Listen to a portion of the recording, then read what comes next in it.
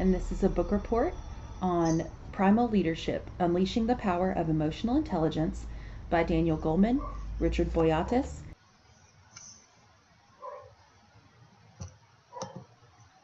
and Annie McKee. First, we'll talk about the authors. Daniel Goleman is a psychologist and a scientific journalist.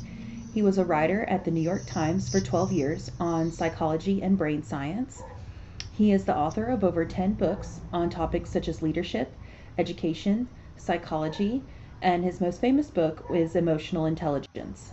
He is the co-founder for the Collaborative for Academic, Social, and Emotional Learning at the University of Illinois.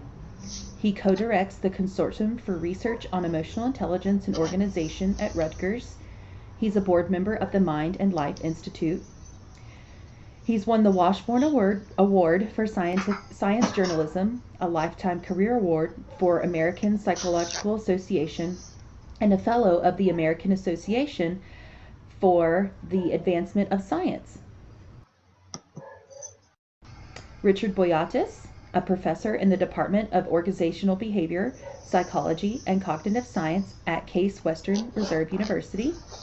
He published many articles and books on emotional intelligence, leadership, and behavior change. He's currently involved in research on different leadership styles and associated types of relationships. He got his BA from MIT and his master's and PhD from Harvard in social psychology. Annie McKee, the third author, is the Program Director of Chief Leadership Office and Medical Education for the Graduate School of Education at the University of Pennsylvania. She is an author and contributor to Huffington Post.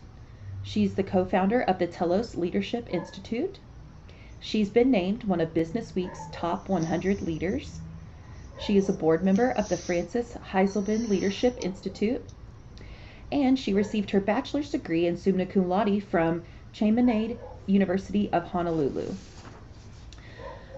Oh, and she has a PhD in organizational behavior from Case Western Reserve University.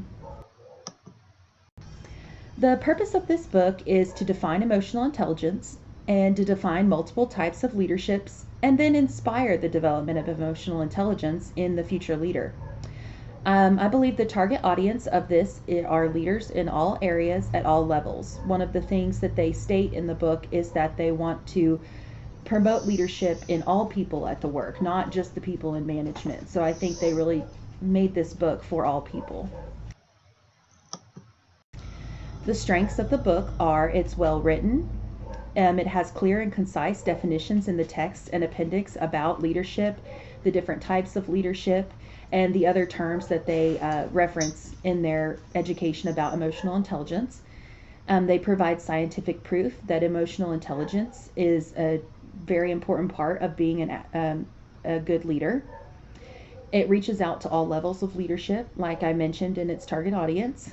It also has table and charts throughout that really help organize the data and put it in a concise way that's easy to understand. Some of the weaknesses, though, are because it has so many examples. It's good that it has examples, but they're just too many. So I believe that of the too many examples, you lose the specific guidelines to develop this emotional intelligence. It seems like they make their points, but then they fill it with all these stories and anecdotes that you kind of lose the point they were trying to make.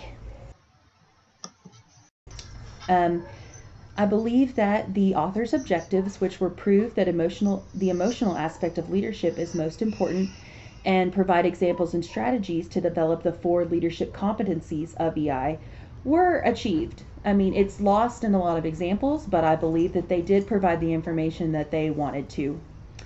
Especially in the end, at the appendix, they list out the 4 leadership competencies and give really concise definitions. So leading to my book recommendation, I do recommend this book, especially for new leaders. I feel like it really gives them a good introduction to leadership, and especially what leadership needs to be today. They talk about a lot in the book how leadership has been proven that it's most effective when you are aware and involved in the emotions of your employees and of your coworkers.